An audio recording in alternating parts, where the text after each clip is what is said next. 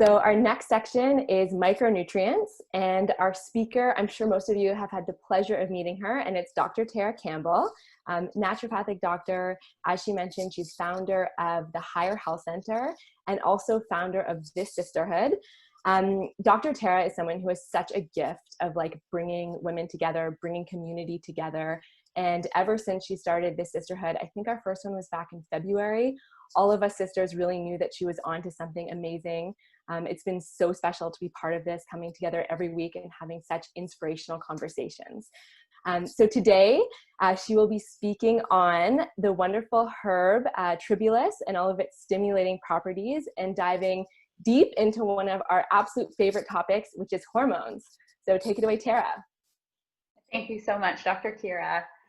And yeah, I can't believe this is our 9th Sisterhood session, and it all started with a conversation with Kira and I about lunch and learns, and we thought, no, lunch and learns has been done, and so it is just so beautiful what's come to fruition.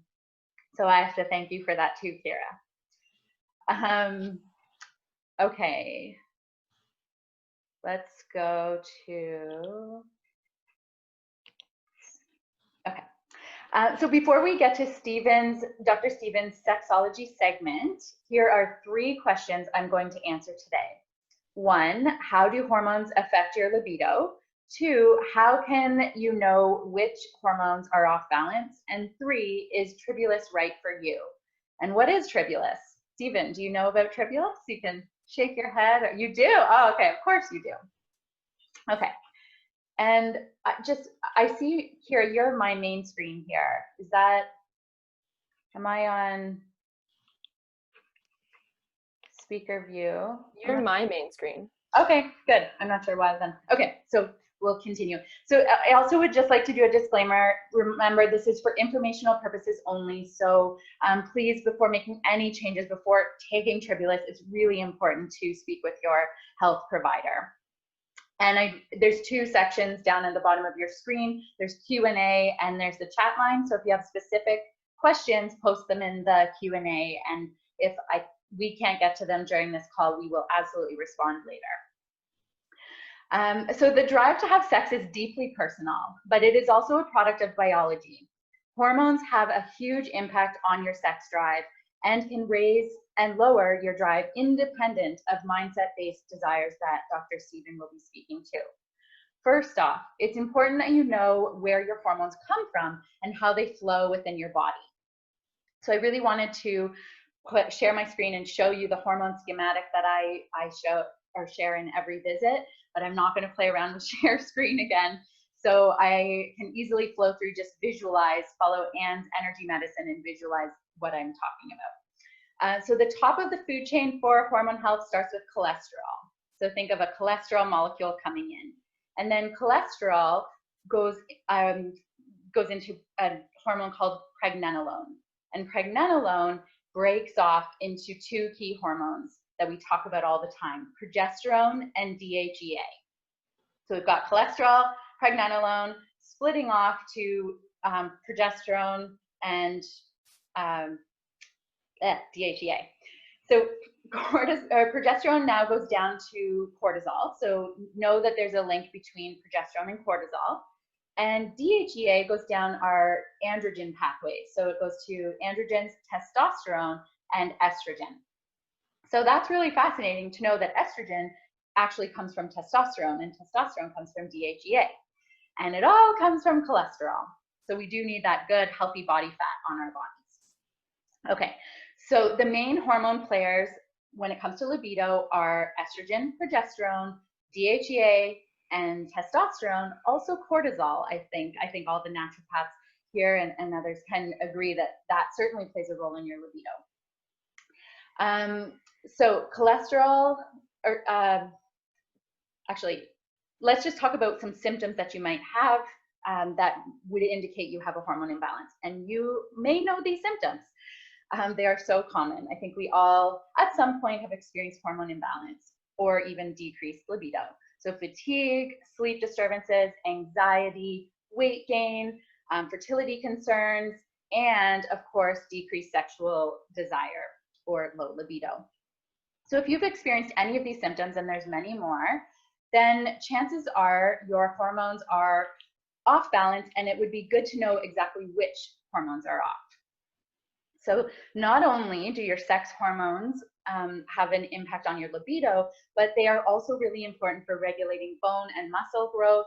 They're important for inflammation and inflammatory responses within our body, and they're important for regulating cholesterol levels, for promoting hair growth, and for body fat distribution, metabolism, and weight. So we all know hormones are important, and we all know that it's so common for them to go off balance. That's why you've all joined this call today, to learn more about it. It's just an ongoing important conversation. Specifically, how do hormones affect your libido?